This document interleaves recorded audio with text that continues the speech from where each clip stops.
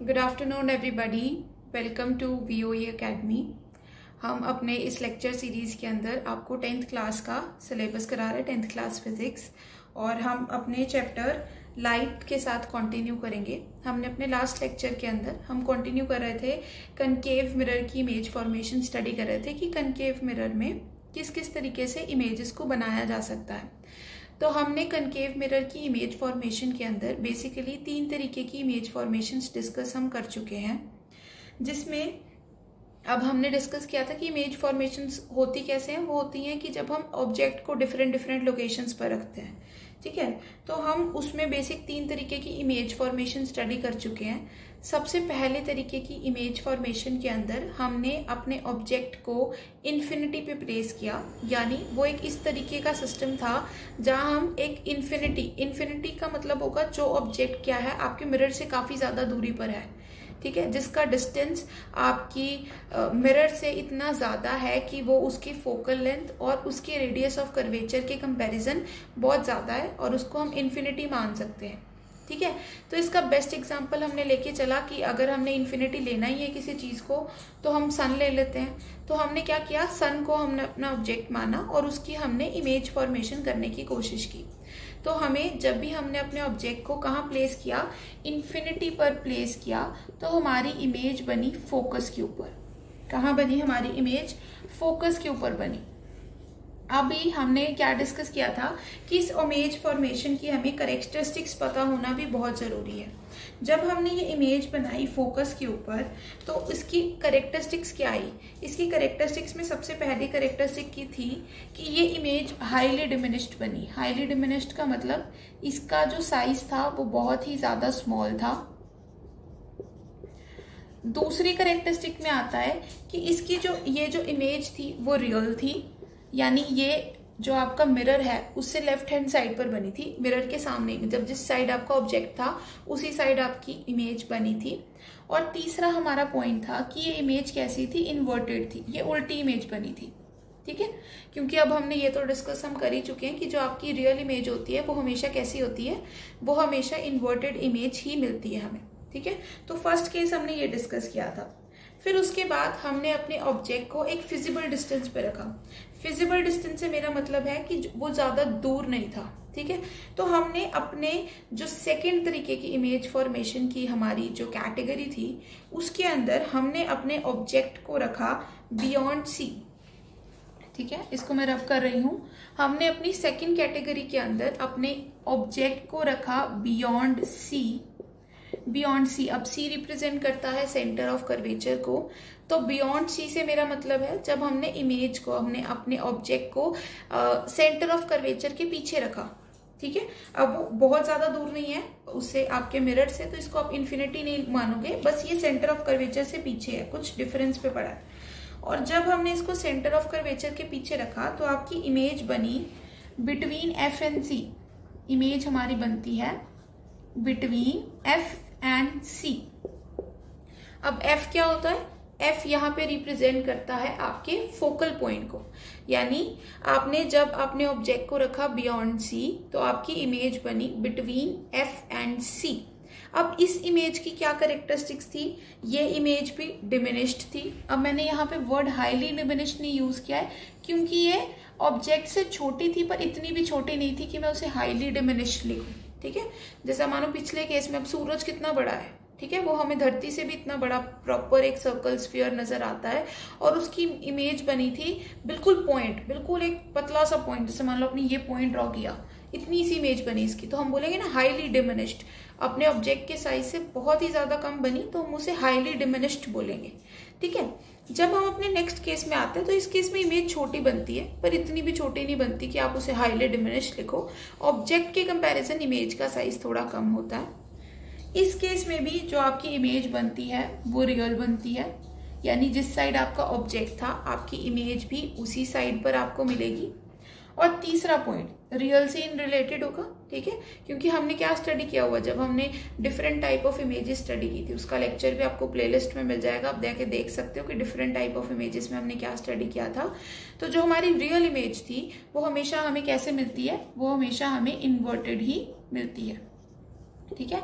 आपकी real image हमेशा आपको कैसे मिलेगी, इन्वर्टेड ही मिलेगी। ओके, तो ये था आपका सेकेंड तरीके का इमेज फॉर्मेशन। अब हम क्या है, तीसरे तरीके की इमेज फॉर्मेशन के बारे में देखते हैं। अब उस तरीके की इमेज फॉर्मेशन के बारे में भी हम अपने पिछले लेक्चर के अंदर स्टडी कर चुके हैं। वो किस तरीके की इमेज फॉर्मेशन होगी, वो होगी जब आप अपने ऑब्जेक्ट को रखोगे एट सी। एट सी से मेरा मतलब क्या है, जब आप अपने ऑब्जेक्ट को सेंटर ऑफ कर्वेचर के ऊपर ही रखते हो, ठीक है। तब ये काफी इंटरेस्टिंग सी चीज है, क्योंकि जब आप अपने ऑब्जेक्ट को सेंटर ऑफ कर्वेचर पर रखते हो तो आपकी इमेज भी कहाँ बनती है, इमेज भी एट सी ही बनती है, ठीक है। याद करना भी आपके लिए इजी है। जब आप सेंटर ऑफ कर्वेचर पर अपने ऑब्जेक्ट को रखोगे तो आपकी इमेज भी कहाँ बनेगी, आपकी इमेज भी सेंटर ऑफ कर्वेचर के ऊपर ही बनेगी। इसकी कैरेक्टरिस्टिक्स भी बिल्कुल सिंपल है, ठीक है।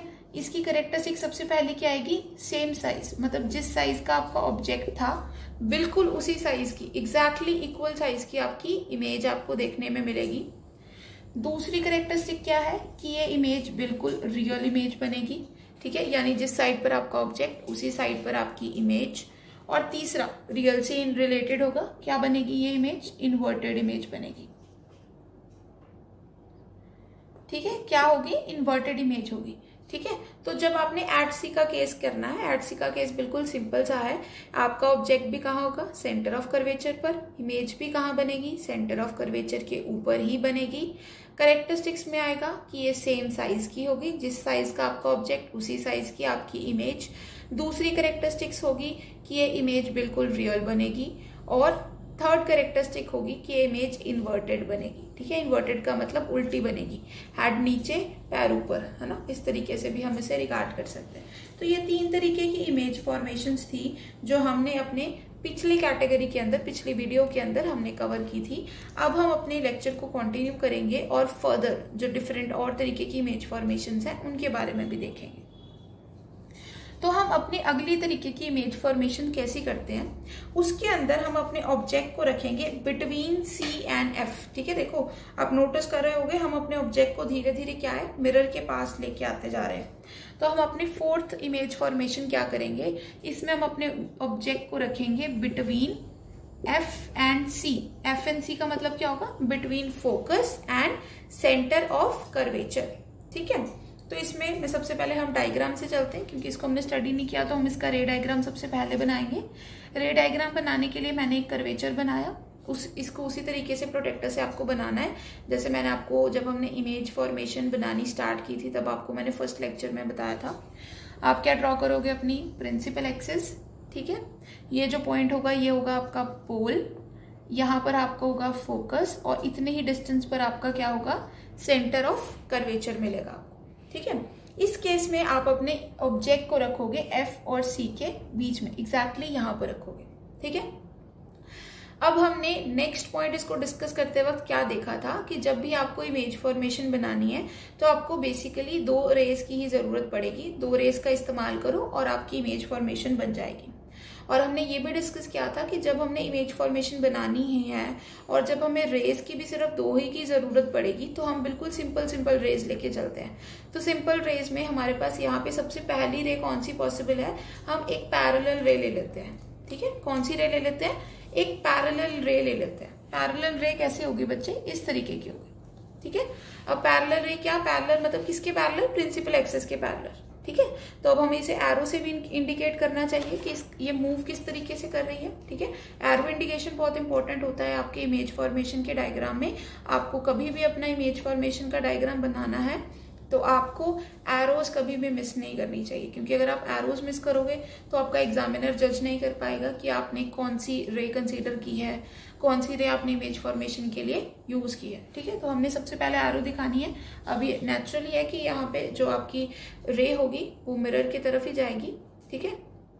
तो जल्दी से याद करो कि जब रे प्रिंसिपल एक्सिस के पैरेलल जाती है तो उसके बाद वो रिफ्लेक्ट होने के बाद कहाँ से पास करती है, वो रिफ्लेक्ट होने के बाद पास करती है, हाँ जी, वो रिफ्लेक्ट होने के बाद पास करती है आपके फोकस में से, ठीक है। तो अब हम वही चीज यहाँ पे करेंगे, ये रिफ्लेक्ट होगी, रिफ्लेक्ट होने के बाद कहाँ से पास करेगी, फोकस में से पास करेगी, ठीक है, एज सिंपल एज दैट।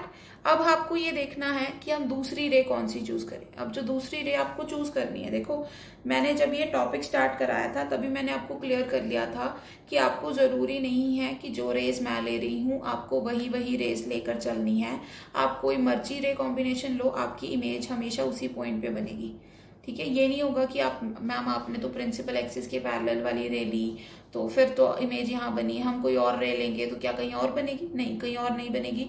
वो इमेज तब भी उसी जगह पर बनेगी जिस जगह पर हमने आज प्लॉट की है। ठीक है, तो अभी हम यहाँ पे क्या देख रहे हैं, हमारे पास 3 तरीके के ऑप्शन है। हम क्या ले सकते हैं, वो वाली रे ले सकते हैं जो फोकस में से पास कर रही होगी। ठीक है, वो रे ले सकते हैं जो सेंटर ऑफ कर्वेचर से पास करेगी, या वो रे ले सकते हैं जो कहाँ जाके टकराएगी, पोल पे जाके टकराएगी। ठीक है, तीनों ही सिंपल है, तीनों से सेम तरीके का डायग्राम बनेगा। तो हम सबसे पहले क्या ले लेते हैं, हम चलो ये ले लेते हैं कि फोकस से पास करने वाली रे ले लेते हैं। ठीक है, अब हम क्या रे लेते हैं, अपनी रे लेते हैं जो फोकस से पास कर रही है। ठीक है, एग्जैक्टली पॉइंट से पास कर रही है। अभी मैंने आपको एक चीज पहले क्लियर कर दी थी, जब भी आपको इस तरीके की रे लेनी है, अब आपने क्या ले लिया, यहाँ पे 2 रेस ले ली है। ठीक है, तो जब आपने 2 रेस ली हैं तो एग्जामिनर आपका कंफ्यूज ना हो, है ना, वो डिफरेंशिएट कर पाए कि कौन सी रे कौन सी है। ठीक है, तो आपको क्या करना है, आपको उसको डिफरेंट एरोज से रिप्रेजेंट करके दिखाना है। ठीक है, ताकि आपका डायग्राम ज्यादा नीट एंड क्लीन बने, एग्जामिनर को कोई कंफ्यूजन ना हो आपके डायग्राम को लेकर, क्योंकि जितना कम आपका एग्जामिनर कंफ्यूज होगा उतने ही ज्यादा आपको मार्क्स मिलेंगे। ठीक है, और उतनी ही ज्यादा आपको भी क्लैरिटी आएगी। ठीक है, आपकी क्लैरिटी होना भी जरूरी है। तो यहाँ पर हम क्या करते हैं, दूसरी रे को हम इस तरीके से रिप्रेजेंट कर देते हैं। ठीक है, दूसरी रे इस तरीके से पास करेगी। अब मुझे जल्दी से बताओ, अगर कोई रे फोकस से पास करती हुई इंसिडेंट होती है मिरर के ऊपर, तो मुझे जल्दी से बताओ ये कहां से पास करेगी? सोचो, ये पास करेगी प्रिंसिपल एक्सिस के पैरेलल। ठीक है, उल्टा ही किया था ना हमने कि अगर प्रिंसिपल एक्सिस के पैरेलल है तो वो फोकस से पास कर जाएगी, अगर फोकस में से गुजरती हुई गई है तो प्रिंसिपल एक्सिस के पैरेलल चली जाएगी। तो मैंने जल्दी से जल्दी इसको प्रिंसिपल एक्सिस के पैरेलल यूं इस तरीके से पास करा दिया। ये मैंने रिफ्लेक्टेड रे को भी डबल एरो से रिप्रेजेंट किया है। ठीक है, इसके एरो में थोड़ा यहाँ कर देती हूँ ताकि ये दिखाई दे, आप कंफ्यूज ना हो। ठीक है, तो अब आप यहाँ क्या देख रहे हो, ये इमेज यहाँ बन रही है ना, ये पॉइंट है, पॉइंट ऑफ इंटरसेक्शन पे इमेज बन रही है। ठीक है, तो इस इमेज को अब आप क्या देख रहे हो, रियल बन रही है, तो हम इसको क्या बनाएंगे, ऐसे इन्वर्टेड इमेज बनाएंगे इसकी। तो आपको इसमें से ये डायग्राम में से ही, अब जैसे अभी मैंने डायग्राम में भी तो मैंने स्केल वगैरह का यूज नहीं किया। अब अपनी नोटबुक्स के अंदर जब आप प्रॉपर प्रोटेक्टर का यूज करोगे, वगैरह का यूज करोगे, तो आपको काफी परफेक्ट इमेज देखने को मिलेगी। और अभी वैसे आप इस डायग्राम से भी डिफ्रेंशिएट कर पा रहे हो इसकी मेन कैरेक्टरिस्टिक्स। और वो आपको क्या दिख रही है कि आपका ऑब्जेक्ट, जो आपकी इमेज है वो आपके ऑब्जेक्ट से थोड़ी बड़ी बन रही है। दिख रहा है ना, इतना ऑब्जेक्ट है, इमेज थोड़ी बड़ी हो गई है। ठीक है, और आपको क्या दिख रहा है, आपका जो इमेज है आपकी वो उसी साइड पर बनी है जिस साइड पर आपका क्या था, ऑब्जेक्ट था। तो ये इमेज रियल भी होगी। ठीक है, रियल भी होगी ये इमेज। और दूसरा आप क्या देख रहे हो, ये इमेज उल्टी बनी है, तो ये इमेज कैसी होगी, ये इमेज इन्वर्टेड बी होगी। ठीक है, तो हम डायग्राम के साथ साथ क्या लिख लेते हैं, इमेज कैरेक्टरिस्टिक्स भी लिख लेते हैं, बिकॉज ये उतनी ही इंपॉर्टेंट है जितना इंपॉर्टेंट आपका डायग्राम है। मैंने इसे थोड़ा सा इरेज किया है ताकि हम अपने लिए थोड़ी जगह बना पाए। तो हमारा जो पहली कैरेक्टरिस्टिक है उसमें हमने क्या देखा है कि आपकी जो इमेज है थोड़ी बड़ी बनी है। क्या बनी है, थोड़ी बड़ी बनी है। किससे बड़ी बनी है, ऑब्जेक्ट से थोड़ी बड़ी बनी है। तो इसको लिखा कैसे जाता है, आप फिजिक्स में इसको मेंशन कैसे करोगे, आप लिखोगे एनलार्ज्ड। ठीक है, आप क्या लिखोगे, एनलार्ज्ड। ओके, और दूसरा आपको क्या कैरेक्टरिस्टिक्स है वो तो आपको बिल्कुल अपनी आंखों के सामने ही नजर आ रही है, उसके लिए तो कोई कंफ्यूजन ही नहीं है। दूसरी कैरेक्टरिस्टिक्स क्या है कि ये इमेज बिल्कुल और बिल्कुल क्या बनी है, रियल इमेज बनी है। तीसरी कैरेक्टरिस्टिक्स आपके पास क्या है, ये इमेज क्या बनी है, इन्वर्टेड इमेज बनी है।